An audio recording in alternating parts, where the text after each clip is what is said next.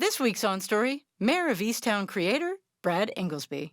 I think of them as like it's a penny you put in the piggy bank. He's always putting little pennies in the piggy bank, and then one day you turn around and you got a little bit of money to spend. That's usually how I write characters, is like, oh, that's interesting, I can maybe use that. And once you get enough of those things, you feel like you got a little bit of momentum. But I think it's also time. You just have to spend time with the character. By the time I get to writing, it feels like I've known them my whole life.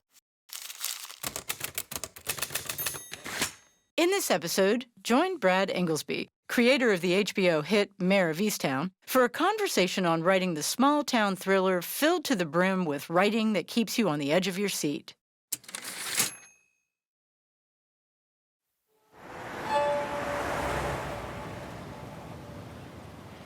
I watched all of your films, and one of the things I think is so amazing is the ecosystem you have, that your setting is as much a part of the story as the people. You get an A+ in mining your personal history for your content. So can you just talk a little bit about how, like, that's definitely unique. When I'm starting to write something, I have a knowledge of a certain place, a certain way of life, a group of routines that a group of people would go through every day. And I think it's probably most evident in American Woman and Mare. I think those two stories in particular speak to how I grew up, you know, aunts living down the street, in that case, her sister lived across the street. In Mare's case, her ex-husband lives in the backyard, essentially. That's why we called it Mare of Easttown. It's about how a community has shaped Mare in ways that are good and bad.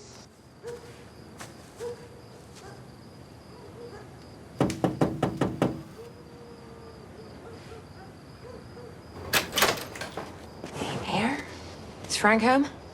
Yeah. Pennsylvania is a pretty blue-collar state. Yeah. That's something that's evident in all of your films, you know? And that is like, that exploration of that, is that, is that what helps you more richly build a character? I guess the work ethic and the way of life was always instilled in us at a young age, and I admired it a lot. And so, and I felt like those were the people that I could relate to in a way. And I think there's a heroism in the everyday, and I think that's a part of what I try to get out in Mare, is the resilience of a certain group of people that I really admire. And it's something I've seen in my own life. I continue to see when I go home, and it's a quality that I really like to write about. And if you can get specific, I think the more specific you can get about a community, a life, a family, the more universal it becomes. After having watched Mare and then going back to watch American Woman, it was interesting to see the evolution and the space that you had, because you have an hour-and-a-half movie, and then all of a sudden you have 7 hours, and you can do a lot more with that. So can you talk a little bit about how you look at a character like that and developing them? Yeah, I think it's, in the case of American Woman, it was a story about maturity, right? And like you said, we were trying to get a glimpse of a life in an hour and a half or a little longer than that. And it felt like if we jumped time and we were able to like drop in on her life at these different times in her life when there was a critical moment or critical moments, that it would give you a portrait of a life without having to be there every minute of every day, and because no one would have watched it.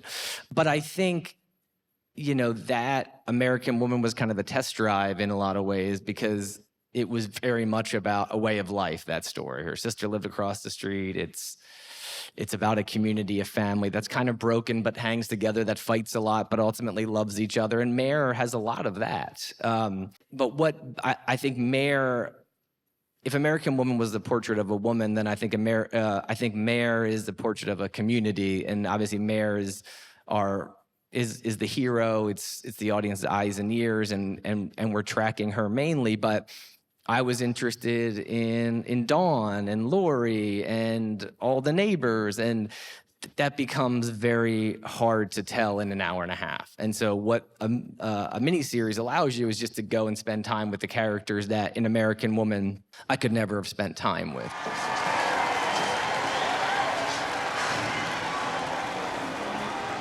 Help me bring them out here, folks. Beth Henley. saw you on TV this morning, Dawn. You know, if you don't think I'm doing my job, I suppose you come to me first. This isn't about you, Mare. It's about finding my daughter. Yeah, I know that. I do know that, but I'm doing my job, Mare, Dawn.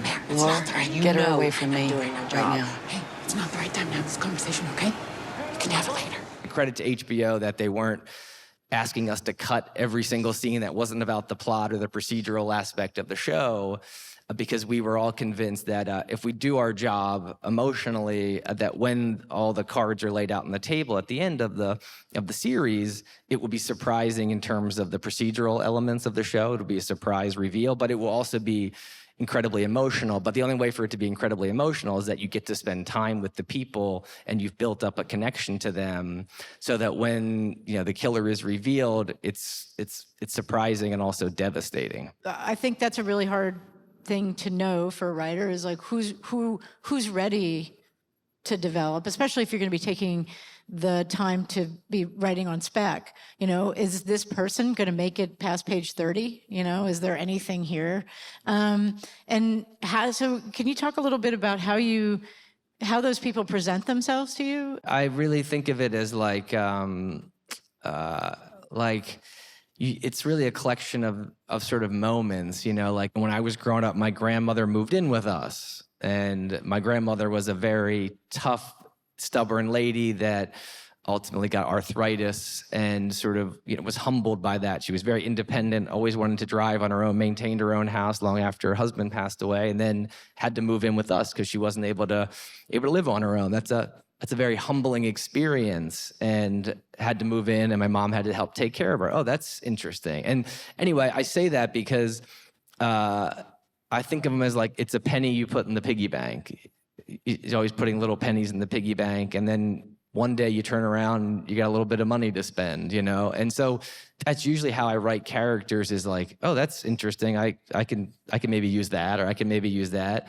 And once you get enough of those things, you feel like you got a little bit of momentum, But I think it's also time. Like, you just have to spend time with the character. And usually I've spent months and months with the character before I ever write them. And so by the time I get to writing, it feels like I've known them my whole life. And if Mare walked in here or Lori walked in here, I feel like I know what they would do, but that just comes with, like any relationship in life, it just comes with time and experience. And I think it's, you build them with the moments. It's like going to the beach and picking up seashell. You build them that way, but then you just have to live with them. I always feel like if I can't get them out of my head, if they're still talking to me, then the only way to get rid of them is to write them. If they're still annoying me after all these, I have to write that person. Mare was certainly an annoyance that had to come out, And one of the things about Mare is that she's incredibly magnetic in a way, right? I mean, we can't get enough of her, clearly. I mean, I kept thinking, surely there'll be one more episode.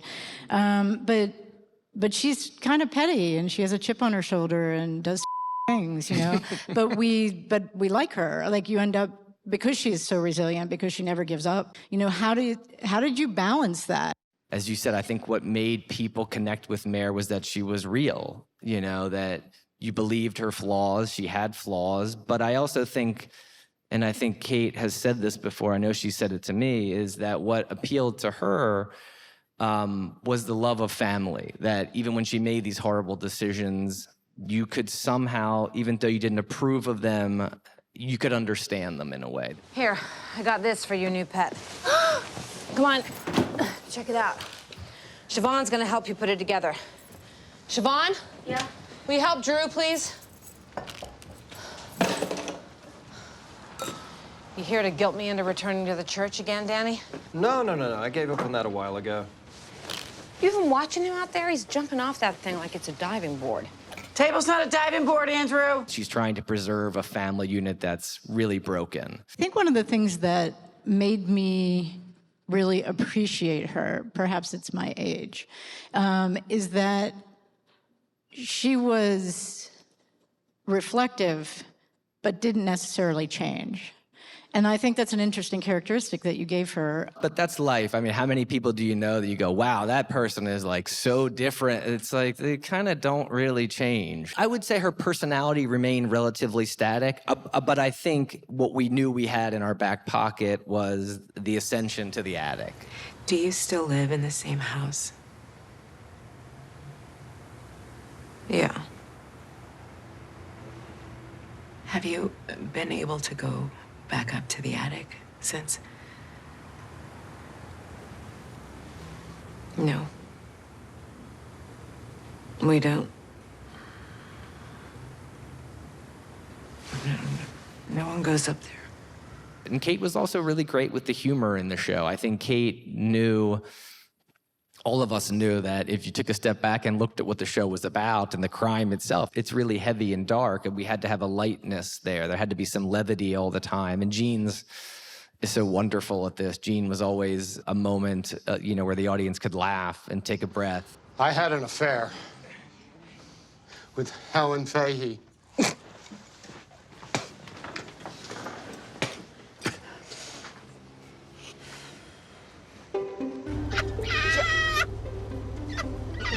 Listen, affair's a strong word, very strong. It happened twice.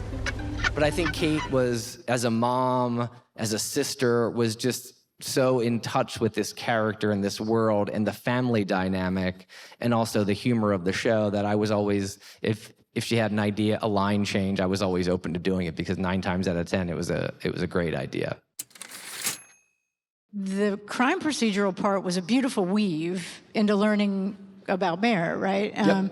And also the red herrings and the taking us back and forth with who, introducing us to the various people. At what point in that writing process were you really thinking about, are we losing the plot here? Yeah, it's a great question. I mean, I have no interest in plot. So if you look at my stuff, there's almost no plot at all. I mean, Mare has a procedural, but all the movies almost have no plot. They all tend to deal with like losing a child or something, some anxiety I'm dealing with or something. But I was really only interested in Mare.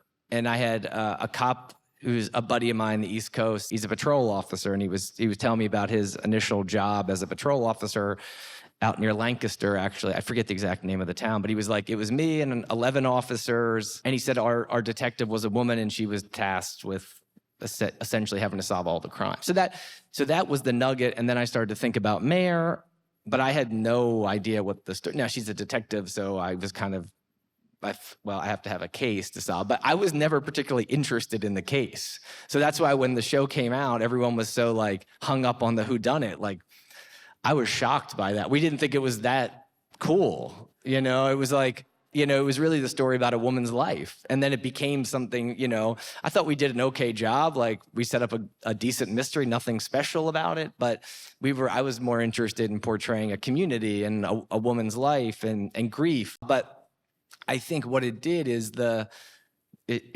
it gave you latitude to have those scenes with the family, so that we'll give them a procedural beat, we'll drop a little crumb, and that will give us 8 minutes to do the stuff we care about. And so it was, in the editing, it was very strategic in trying to put yourself in the audience's shoes and go, okay, how much time do we have to do character stuff, and when do we have to get back to the case? One of the things that I thought was a great plot point, obviously you used it in a greater way, but was this couple, Betty and Glenn Carroll. And they were, to me, as much a, what's this place really like? Next time, you just call the station. Do you have the main number? I don't remember. But I trust you when I don't know who the station will send over. I understand, but I'm a detective sergeant, which means I investigate the burglaries and the overdoses and all the really bad crap that goes on around here. Sounds awful. Maybe you should look into a different line of work. Here it is, Mrs. Carroll. See this? That's the main station number. All right, that's the one you want. I'll put it right in the center. So you call them, okay? Next time, instead of waking me up. So, there's the scene of the crime, as they say in your business.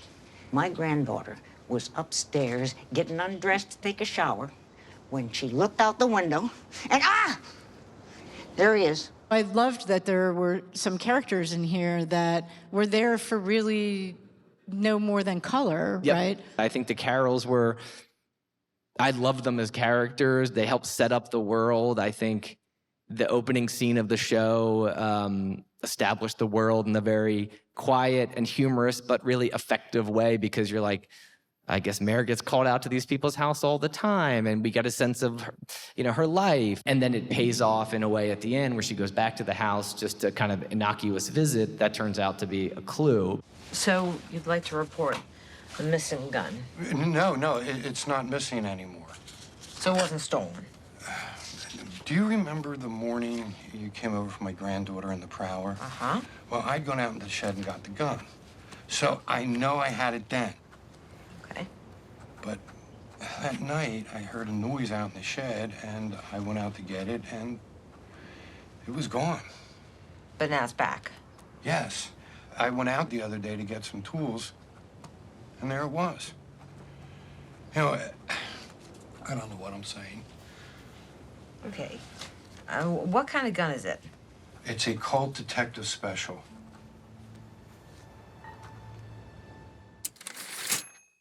I thought that was a really fascinating ending because, to your point, it's really tragic. I mean, there's this huge piece of tragedy to it, and except it's not Mare's tragedy, really, right? It's somebody else's tragedy, and this was a story about Mare. And so what? What was the decision there? Like, how did you get there? I mean, were you worried about that a little bit, because it's kind of like it's a sucker punch a little bit, Yeah, I mean, I think if you look at the themes of the show and the characters, I don't want to say it was obvious. It wasn't obvious. That's the wrong word. But Mare's lost a son, and now her closest friend in life is going to essentially lose a son. Oh, that's thematically quite potent. But I think more importantly, what we knew, you have a character that is like stubbornly avoiding grief, like refuses to confront it. And how do you get that character to go to the attic? It has to be like pretty devastating events in her life that get her to that attic. Like, if the priest did it, is Mare going to the attic? I don't think so. She's probably going to work and she's going back to the next case. But if it's Lori and Ryan, that's such a gut punch. And so I think the ending had to serve a couple purposes. Like I said, it had to be surprising in terms of just the mystery, but it also had to be crushing emotionally, that it would get a woman who's avoided having to confront the loss of a son to eventually confront it. I didn't write it for a long time because I have seen enough mysteries to know unless you get the ending right, you're screwed. And I was really convinced the ending had to be good. And like I said, good meaning surprising and emotional. And so I had a lot of characters in my head, but until I knew where it ended, I couldn't start writing it. But then once we started writing it, I would say 6 months of that was thinking about it.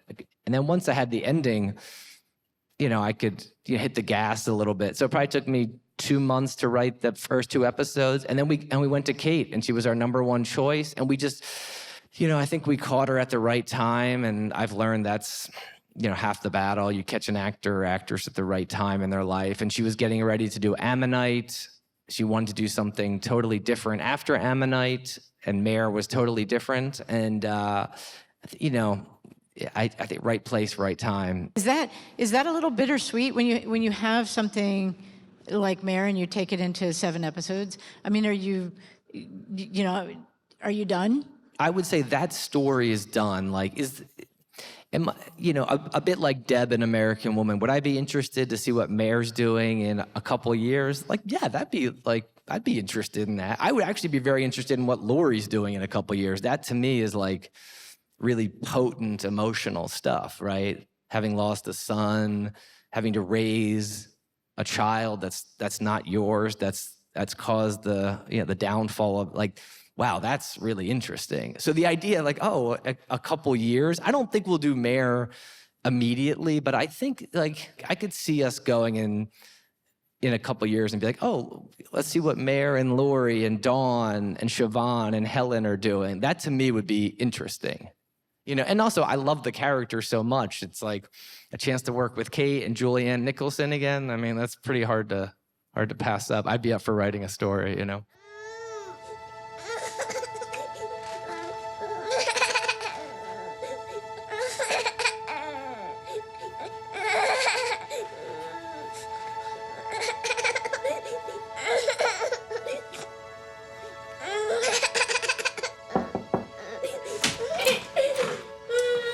Oh, you okay, little buddy? Is this your son? Yes. Would you mind just checking to make sure all this information is correct?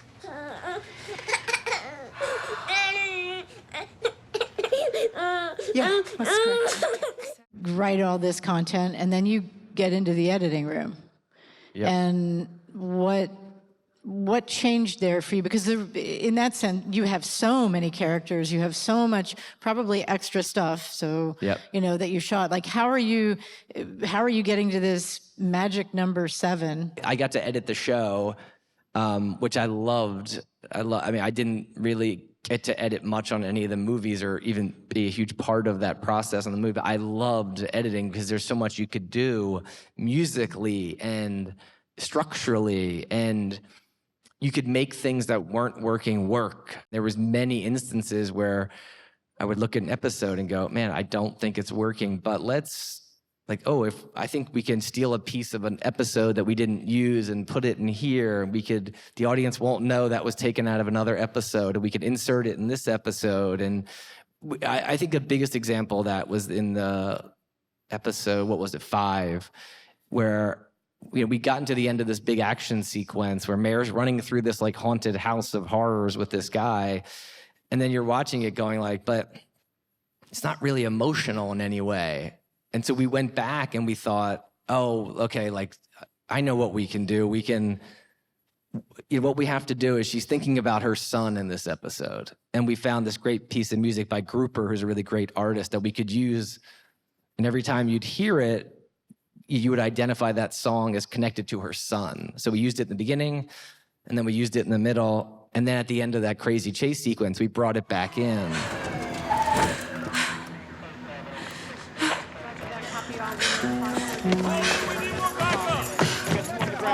Is there anyone else in the house? Ma'am, this display is yours. Ma'am?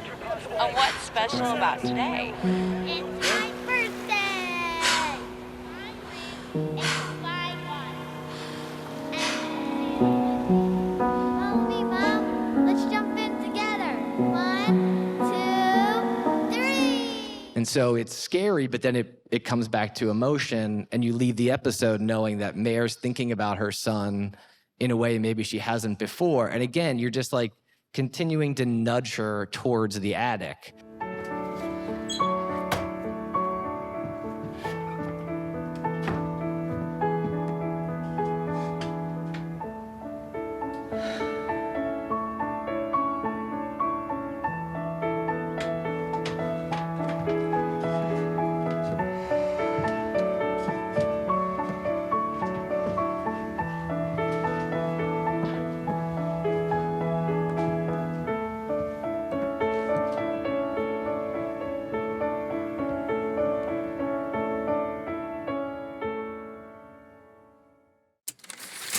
You've been watching A Conversation with Brad Ingelsby on OnStory. OnStory is part of a growing number of programs in Austin Film Festival's OnStory project that also includes the OnStory radio program, podcast, book series, and the OnStory archive, accessible through the Whitliff Collections at Texas State University. To find out more about OnStory and Austin Film Festival, visit onstory.tv or austinfilmfestival.com.